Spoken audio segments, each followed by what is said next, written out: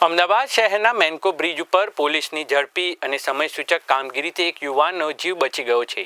Bike પર જઈ રહેલા યુવકનું પતંગની દોરીથી ગળું ચીરાઈ જતા ગંભીર સ્થિતિ સર્જાઈ હતી। પ્રાપ્ત માહિતી મુજબ મેન્કો બ્રિજ પરથી પસાર થતી વખતે અચાનક પતંગની દોરી યુવકના ગળામાં ફસાઈ ગઈ હતી। દોરી વાગતા યુવકનું ગળું ગંભીર રીતે ચીરાઈ ગયું હતું અને ભારે રક્તસ્રાવ શરૂ થઈ ગયો હતો। ઘટનાને નજરે જોનાર પોલીસ કર્મચારીએ વિલંબ કર્યા વગર જ તાત્કાલિક કાર્યવાહી કરી હતી। પોલીસે ઈજાગ્રસ્ત યુવકને પોતાની બાઇક પર બેસાડી મેમ્કો આનંદ સર્જિકલ હોસ્પિટલમાં પહોંચાડ્યો હતો, જ્યાં ડોક્ટરો દ્વારા તાત્કાલિક સારવાર આપવામાં આવી હતી। ડોક્ટરોના જણાવ્યા મુજબ યુવકના ગળે કુલ 20 ટાંકા લેવાયા હતા અને હાલ તેની હાલત સ્થિર હોવાનું જાણવા મળે છે। આ સમગ્ર ઘટનાનો વિડીયો સોશિયલ મીડિયા ઉપર વાયરલ થયો છે, જેમાં પોલીસની માનવતાભરી કામગીરીની પ્રશંસા થઈ રહી છે।